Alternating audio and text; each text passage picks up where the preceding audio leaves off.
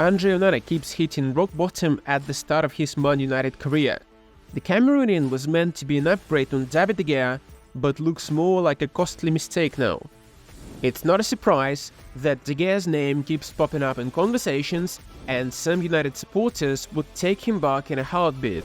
The former Man United goalie earned himself a reputation of a sublime shot stopper, but one that admittedly struggles in the modern game because of his clumsy footwork.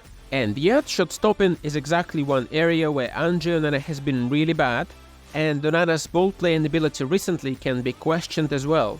So what should Man United do? Should they call the Spaniard, apologize and get him out of his sabbatical?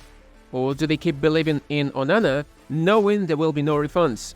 If you are ready to have this conversation, like this video and subscribe to our channel, and we begin.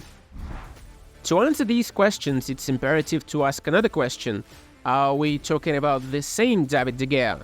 At his best, he is one of the finest goalkeepers in the Premier League of the last 10 years. Even clumsy with the ball, he is the type of goalie who will rectify his own mistake. Whether it's a Hollywood save or a matter-of-fact goalkeeping where positioning is key, a prime David de Gea will get you out of jail. The best example of it is the 2017-18 season. It's really hard to think of a better individual season from a goalkeeper in the Premier League. Alisson was amazing last season, but even his heroics for Liverpool are difficult to compare to those of David de Gea 5 years ago. You just had to see it. Allowed to turn. Lacazette, great first shot. What a save! Oh, and again! From the stats point of view, that season De Gea conceded some 15 goals fewer than he should have based on the expected goals against. Jose Mourinho loves to brag about his second-place finish with Man United, but De Gea was hugely responsible for this. Without his goalkeeping, Jose would have found it more difficult to boast about finishing in the Europa League zone.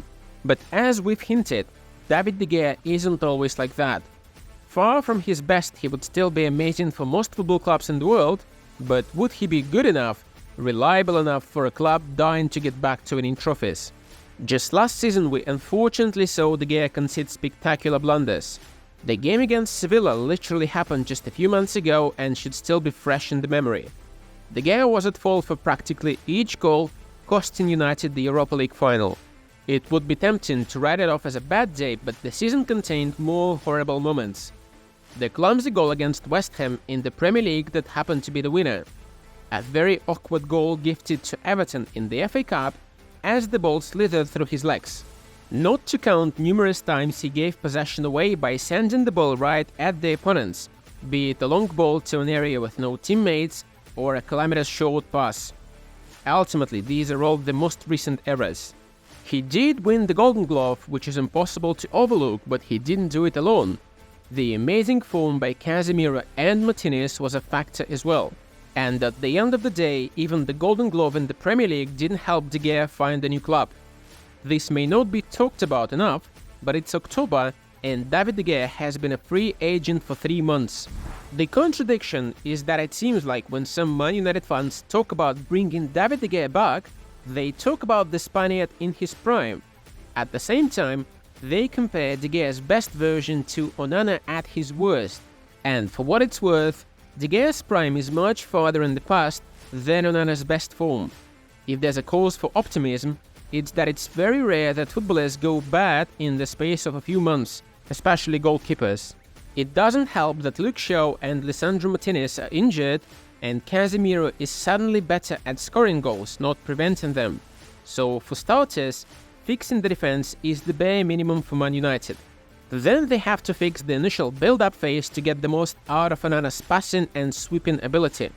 It seems like more and more often, Onana hoops the ball because his options are non-existent.